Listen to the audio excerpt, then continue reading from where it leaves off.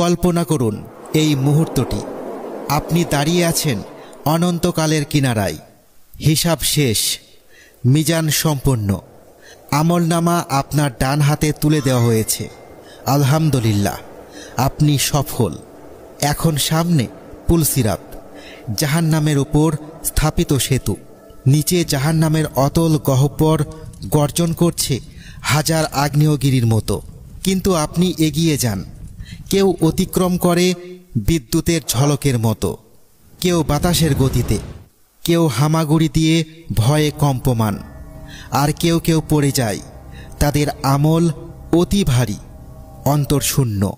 আল্লাহ আমাদের সেই পরিণতি থেকে রক্ষা করুন। কিন্তু তার রহমতে আপনি পার হয়ে যান। হঠাৎ পুলসিরাত পেছনে, জাহান্নাম আর ভীতি নয়। উপরে তাকান, যা দেখবেন তাতে হৃদয় থমকে দাঁড়াবে বিস্ময়। বিশাল মহিমান্বিত জ্যোতির্ময়, কল্পনার অতীত।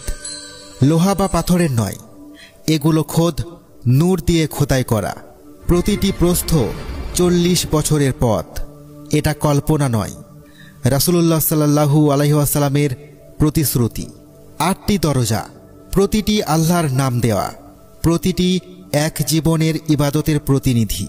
প্রথম বাবুস সালাহ, যাদের হৃদয় ছিল নামাজে নিবদ্ধ। দ্বিতীয় বাবুর রায়হান, যারা রোজা রেখেছে ভক্তি ও আশায়।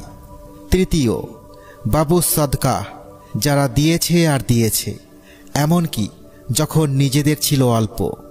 চতুর্থ বাবুল জিহাদ, যারা সংগ্রাম করেছে আল্লাহর পথে একনিষ্ঠভাবে। পঞ্চম বাবুল হজ, যারা করেছে মক্কার পবিত্র সফর। ষষ্ঠ বাবুল কিজিমিল গাইজ, যারা সংবরণ করেছে ক্রোধ যখন তা ছিল কঠিনতম। সপ্তম বাবুল লাইমান, যারা প্রবেশ করবে বিনা হিসাবে। অষ্টম বাবু জিকির, যাদের জিহ্বা ছিল সর্বদা জিকিরে সিক্ত। আর আছে এক বিশেষ সম্মান, এক বিশেষ রুহের জন্য, যাকে ডাকা হবে প্রতিটি দরজা থেকে।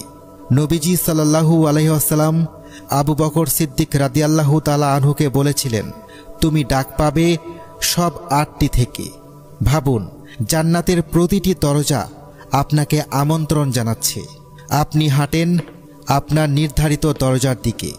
যখন দেখেন তাকে, রিদওয়ান, জান্নাতের রক্ষক, মহান ফেরেশতা, উজ্জ্বল সুউচ্চ হাসিমুখ, এমন শান্ত শান্তি যা নীরব করে দেয় সকল ভয়।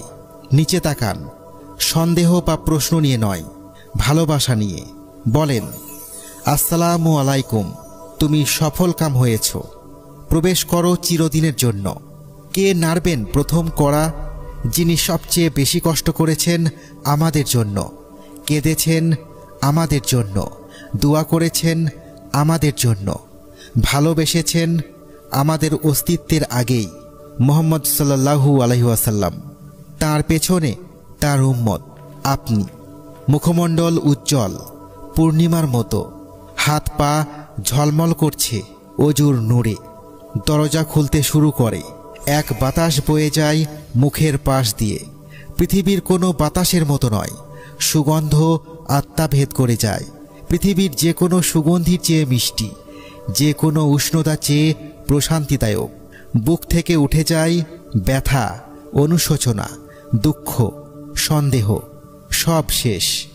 নবীজি সাল্লাল্লাহু আলাইহি ওয়াসাল্লাম বর্ণনা করেছেন, একজন আহ্বানকারী ডেকে বলবেন, তোমাদের জন্য জীবন আর কখনো মৃত্যু নেই, তোমাদের জন্য সুস্থতা আর কখনো অসুস্থতা নেই, তোমাদের জন্য যৌবন আর কখনো বার্ধক্য নেই, তোমাদের জন্য আনন্দ আর কখনো দুঃখ নেই। আপনি প্রবেশ করেন আপনার নবীর পেছনে। যা দেখেন কোনো চোখ দেখেনি, কোনো কান শোনেনি, কোনো মন কল্পনা করেনি। এক নতুন জগৎ, মাটি, পাথর বা মধ্যাকর্ষণ দিয়ে নয়, নূর, পবিত্রতা আর অন্তহীন আনন্দ দিয়ে তৈরি।